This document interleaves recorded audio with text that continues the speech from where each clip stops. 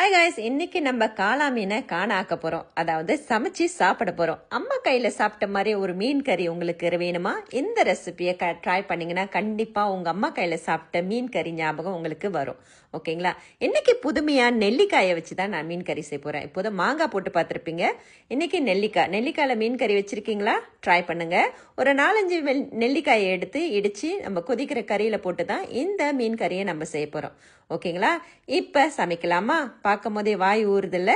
மீன் கறிக்கு தேவை முக்கியமா ஒரு நல்லெண்ணெய்ங்க. அதுவும் சூப்பரான ஒரு நல்லெண்ணெய். நம்ம பாரம்பரியமா கோல்ட் பிரஸ் பண்ணி கருப்பு எள்ளுல செஞ்சு கொடுத்துருக்காங்க. மீன் கறி வச்சிங்களா, இந்த மாதிரி ஒரு நல்லெண்ணெயில வச்சிங்களா, உண்மையிலேயே அந்த கறிக்கு சுவை கூட்டும். இவங்களோட கான்டாக்ட் நம்பரை நம்ம கடைசியில போடுறேன். நம்ம தமிழவங்களுக்கு நம்ம தான் சப்போர்ட் பண்ணணும் இல்லையா? சரி வாங்க, இப்ப இந்த நல்லெண்ணெயை நல்லா ஊத்திக்கோங்க. அதுக்கப்புறம் வெங்காயம், பச்சை மிளகா, கருவேப்பிள்ளை, கொஞ்சமா கடுகு, வெந்தயம் சேர்த்து நல்லா எண்ணெயில வதக்கிடுங்க. அதுக்கப்புறம் வெங்காயம் நல்லா எண்ணெயில குளியல் போட்டதும் தக்காளி பழம் சேர்த்துக்கோங்க. அதோட இஞ்சி பூண்டு விழுது, இதுல ஒரு 2 சின்ன வெங்காயம் சேர்த்து அரைச்சி அதையும் ஆட் பண்ணிக்கோங்க. சரியா? இப்ப இந்த கலவை நல்லா பொன்னிறமா மறுபடியும் பொரியட்டும். ஸோ இது பொரிஞ்சுக்கிட்டே இருக்கட்டும். நம்ம மசாலாவை ரெடி பண்ணிடுவோம்.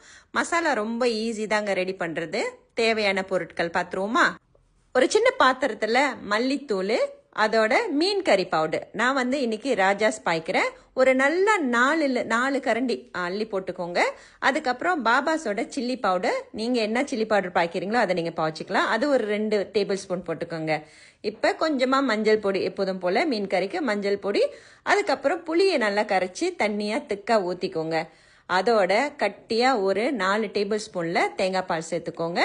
தேவையான அளவு கொஞ்சமா தண்ணி சேர்த்து முதல்ல மசாலாவை நம்ம கரைச்சி எடுத்துக்க போறோம்.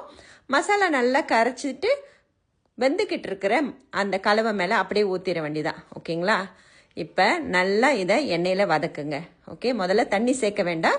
நல்லா திக்காவே முதல்ல நல்லா வதக்கி எடுத்துக்கோங்க. சரிங்களா? இந்த மாதிரி எண்ணெய் பிரிஞ்சு வர்ற அளவுக்கு வந்தோன்னே தேவையான அளவு தண்ணி, நான் மீதம் இருக்கிற தேங்காய் பால்ல அதை கரைச்சி ஊத்திட்டேன். தண்ணி தேவையான அளவு சேர்த்துட்டு உப்பு போட்டுக்கோங்க.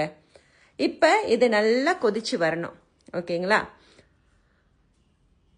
மசாலா நல்லா கொதிக்கும் பொழுது ஒரு 4-5 நெல்லிக்காயை எடுத்து நல்லா இடிச்சிட்டு, ஓகேங்களா, ஒன்றும் பதியா இடிச்சிட்டு இப்போ இதை அப்படியே கொதிச்சிட்டு இருக்கிற கறியில போட்டுற வேண்டிதான். அதை போட்டு ஒரு கிண்டிட்டு வெட்டி வச்சிருக்கிற கத்திரிக்காய் சேர்த்துக்கோங்க. கத்திரிக்காய் ஓரளவு வெந்ததுக்கு அப்புறம் நம்ம வெட்டி சுத்தம் பண்ணி வச்சிருக்கிற காளா மீனை கொதிக்கிற கறியில சேர்த்துக்க வேண்டிதான். ஓகேங்களா? இன்னொரு டிப்ஸ் என்னன்னா, மீனை கொஞ்சம் குட்டி குட்டியா வெட்டி போட்டீங்கன்னா கறி உண்மையிலே அட்டகாசமா தான் இருக்கும். அதோட மீனை போட்டுட்டு வெண்டிக்காவும் இதுலயே சேர்த்துக்கலாம் நம்ம. ஏன்னா மீன் சீக்கிரம் வெந்துடும் பாருங்க. அப்ப வெண்டிக்காவும் வெந்து வர சரியா இருக்கும். ஸோ எல்லாத்தையும் போட்டு நல்லா கிண்டி ஃப்ரைங் பண்ணிருங்க. அந்த வெண்டிக்காவை நல்லா கறியில் முழுகிற அளவுக்கு செஞ்சுட்டு மூடி வச்சிருங்க. கறி ஒரு 5-10 நிமிஷம் நல்லா வெந்து வந்துடும். இந்த அளவுக்கு வாசம் சும்மா கமன்னு இருக்கு. உண்மையிலேயே வேற லெவலில் இருக்கும் இந்த மீன் கறி. கண்டிப்பாக ட்ரை பண்ண வேண்டிய ஒரு ரெசிபி. ஐயோ, மீன் கறி கொதிக்கிறத பார்க்கும் போதே வாய் ஊறுதில்ல. அதுவும் 2 நாள் வச்சு சாப்பிட்டா இன்னும் அட்டகாசமாக இருக்கும். அதுக்கப்புறம் என்னங்க, வெட்டி வச்சிருக்கிற தக்காளி பழத்தை சேர்த்துக்கோங்க கடைசியா. அதோட பரபரன்னு கொஞ்சம் மல்லி இலைய மேலே சேர்த்து நல்லா ஒரு கிண்டி ஃப்ரைங் பண்ணி சுட வெள்ளை சோறாக்கி இந்த மீன் குழம்ப அதில் ஊற்றி சாப்பிடுங்க. உங்களுக்கும் இந்த நல்லெண்ணெய் தேவைப்படுதுன்னா நான் கடைசியாக போட்டிருக்க இந்த போஸ்டரில் உள்ள நம்பருக்கு கால் பண்ணி நீங்களும் தேவையான நல்லெண்ணெயை வாங்கிக்கங்க. ரொம்ப நன்றி, வணக்கம்.